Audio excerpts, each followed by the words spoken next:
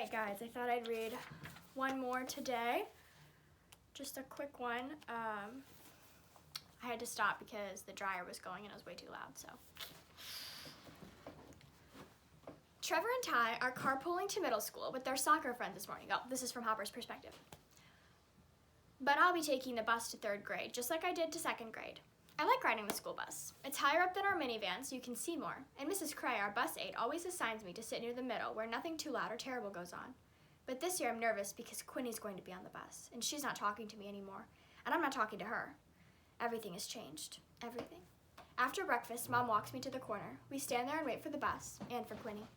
Here she comes. Her hair's gotten even bigger, like Aunt Luann's chia pet, and she's not wearing her watermelon barrette for some reason. Behind all that hair, her teeth don't even peek at mine.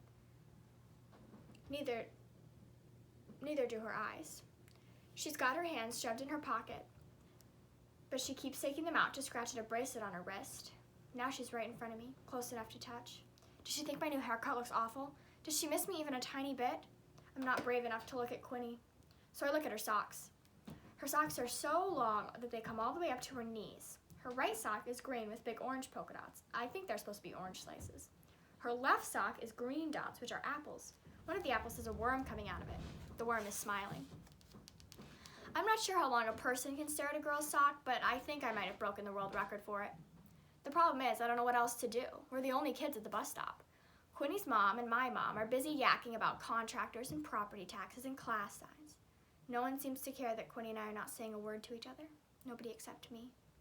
The school bus pulls up to our corner. I hug Mom goodbye and follow Quinny's socks up the steps. Then there's another problem.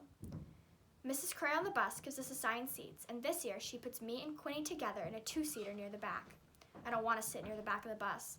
I don't want to sit near Quinny either, but she scoots right into the seat without complaining. I look at Mrs. Cray for help, but I guess she doesn't know what my face means, because she goes back to her own seat. I hear the bus engine rumble, and I have no choice but to sit next to Quinny. Quinny buckles her seatbelt, and I buckle mine. She pulls her backpack away and hides it behind her feet, like she doesn't want me anywhere near it. Then she turns her head all the way toward the window and keeps it there. I can't even see her cheeks. This feels like the longest bus ride ever. I've never been so happy to get to school in my life. I follow the kids into the building and find my new 3rd grade classroom. I meet my teacher, Mrs. Yoon. She smiles hello at me, but I hardly notice her face because her belly is enormous. It's so huge that Mrs. Yoon walks like an Oompa Loompa from the chocolate factory. A tall, friendly, tired-looking Oompa Loompa. Either Mrs. Yoon had a really big breakfast or she's having a baby. I find my cubby, which has a door this year, so it's called a locker. Quinny's locker is all the way down the hall. Fine with me. I find my desk. Quinny's desk is all the way across the classroom. Good.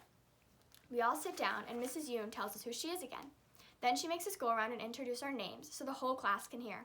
A few kids are brand new this year, like Quinny. Most kids are old news, like me.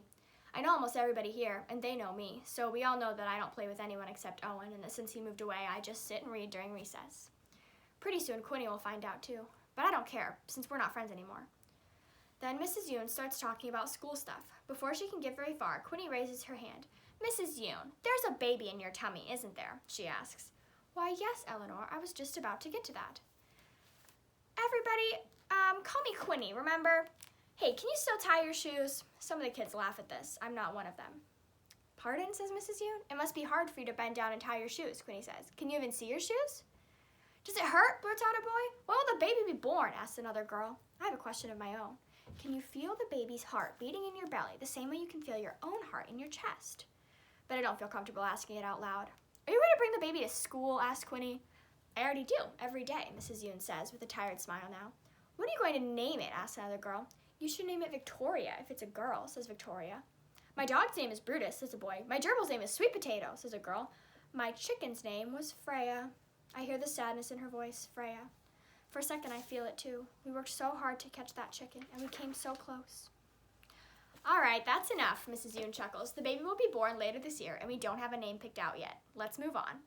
Mrs. Yoon starts telling about schedules and textbooks, and everybody settles down and the day goes on. We get new writing journals. We play basketball, addition, and math, which we did last year too, so I already know how. We get in line to go to the library. Hopper, look how you've grown, says Mrs. Browen, the school librarian. It's true. I can now reach the top shelf where all the 5th grade books are. After library, we get in line to go to gym. Hopper, I almost didn't recognize you, says Mrs. Deming, the gym teacher. Now I can climb the rock wall without a boost, and I start climbing and climbing. I reach the top and look out over the whole gym. Everyone looks so small up here, so quiet, so harmless. Even Quinny. I wish I could stay up here forever, but I can't, because after gym we have music. And after music, Mrs. Yoon takes us outside for the worst part of the day, recess.